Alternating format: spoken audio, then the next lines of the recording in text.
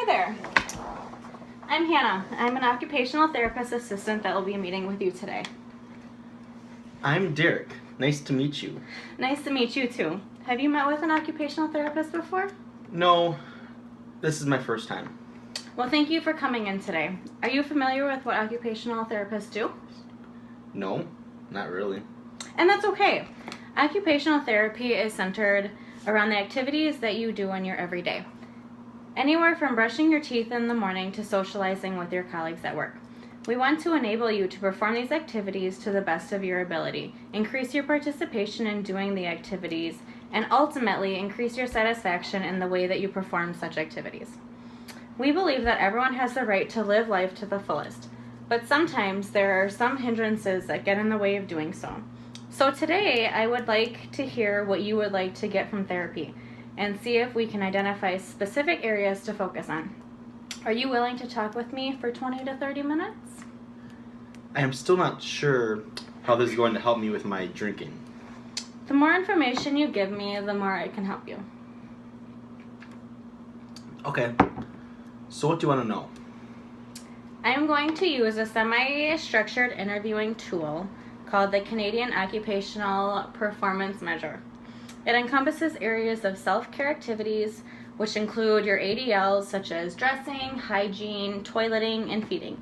It also includes functional mobility and managing your finances. The second area of concern is the area of productivity, which includes employment, home or apartment management, and the last area that is covered within this interview is leisure, which includes recreational activities and socialization skills.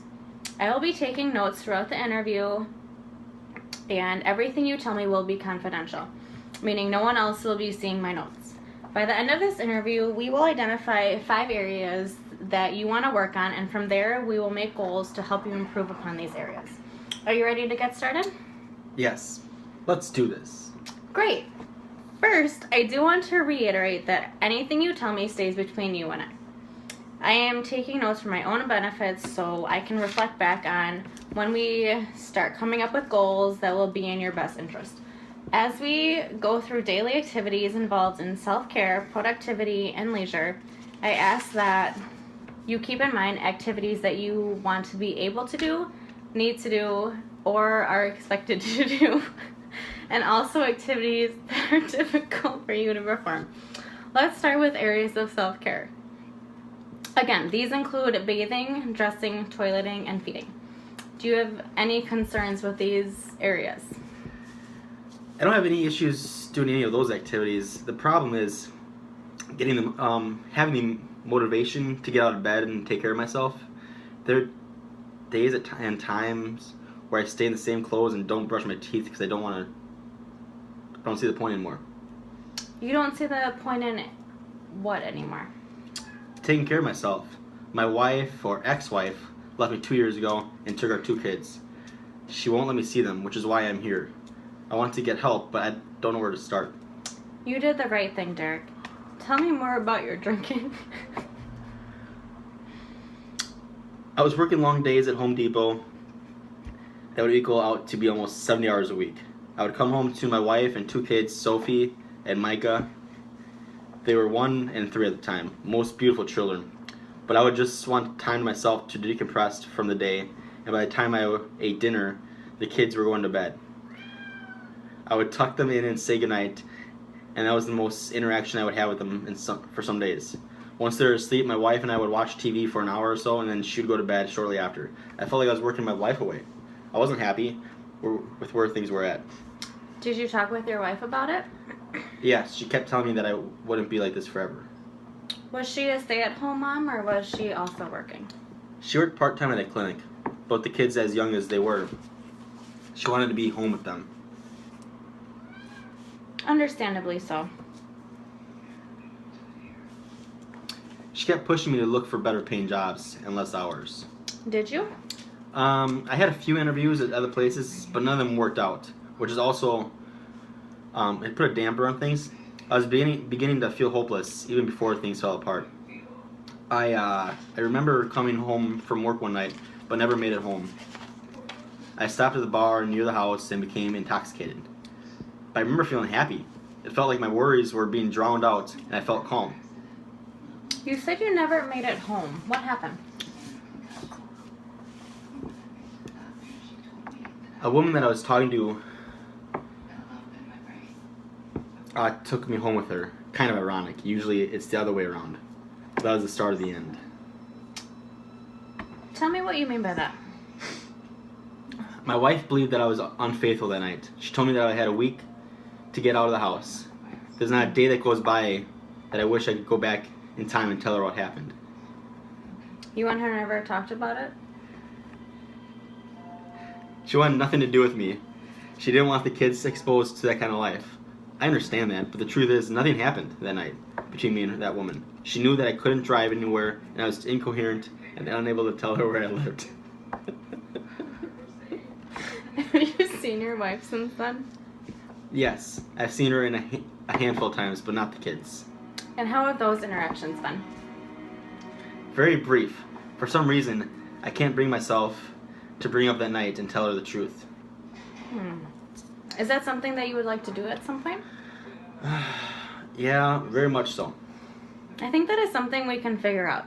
Although we haven't touched on your drinking other than that one incident. Well, it was never an issue until that infamous night. So that is when it became an issue? Oh yeah, I lost everything due to drinking, yet I can't seem to give it up.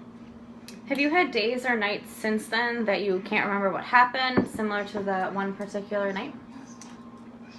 I have built up intolerance, so it takes a lot to get me to this point, but I become intoxicated often. Do you feel like you would drink to avoid your feelings or escape reality? Well, I don't drink by myself for fun. I didn't think so.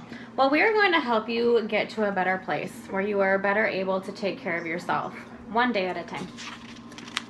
I hope so. What I'll tell you, and I tell all my clients, is you will only get out of therapy is what you put in. I will be a resource for you, but I cannot, nor will I, do the work for you. I understand. Thank you for sharing that with me. It must not be easy to relive those days. I have avoided talking about it for so long, I can only go up from here. I agree. All right, so as far as your physical capabilities, are there issues in performing self-care activities?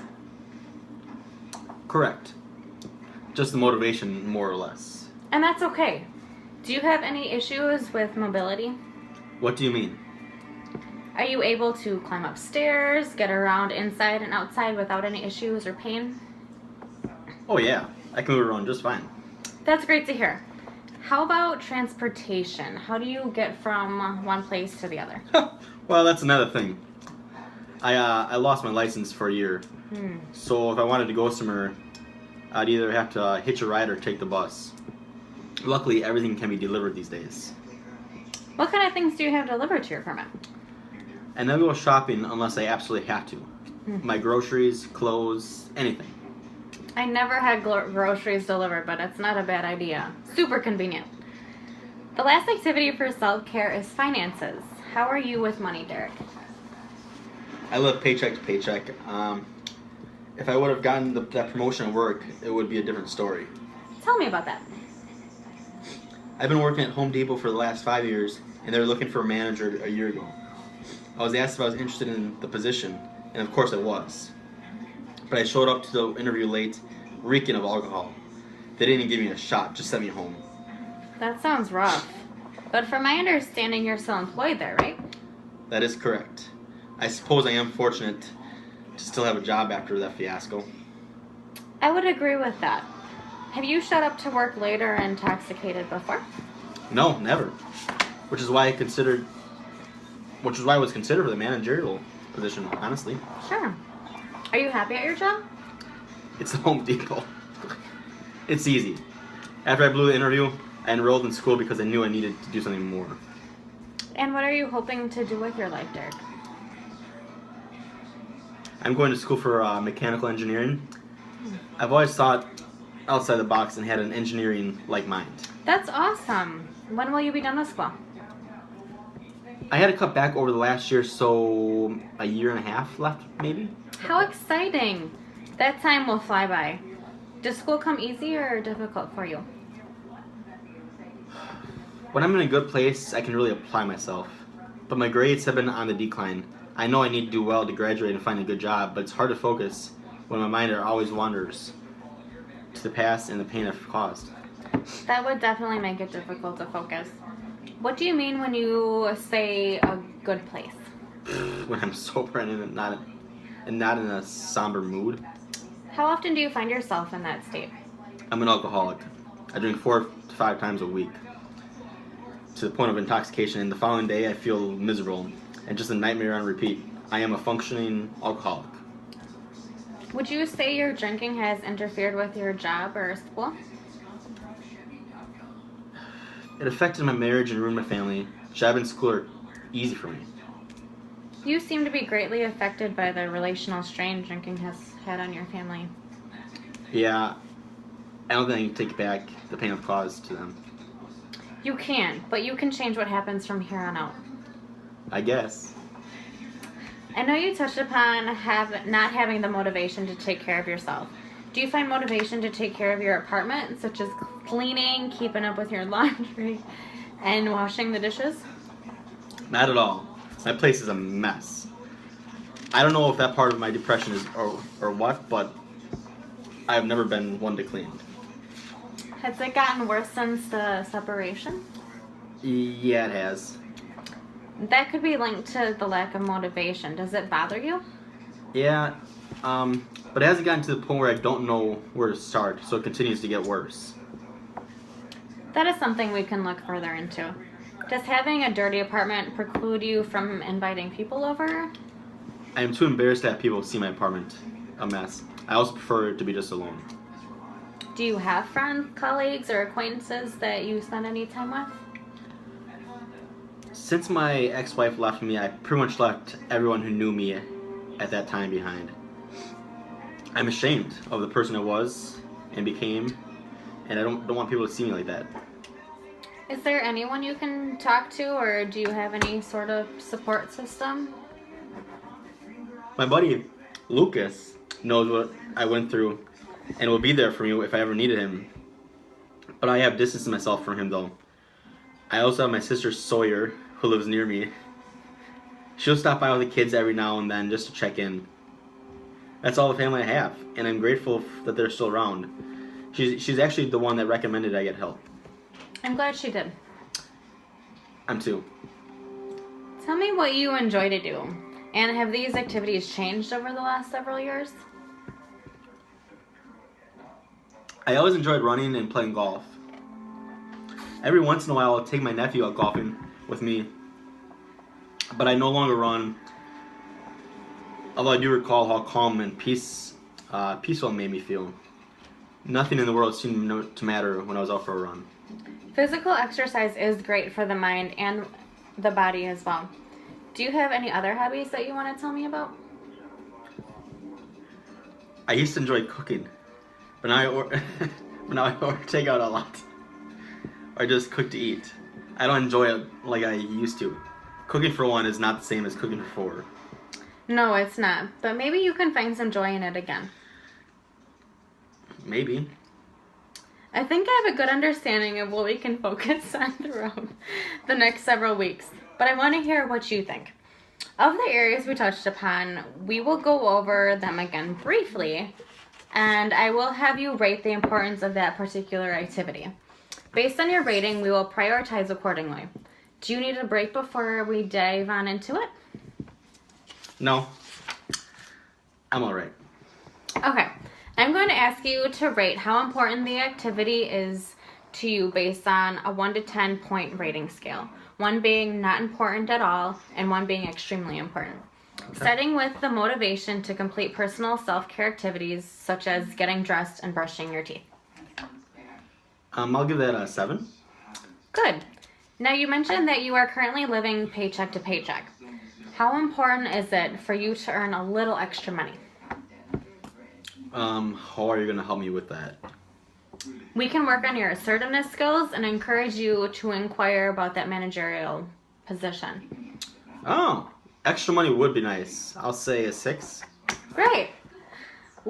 Next we touched on a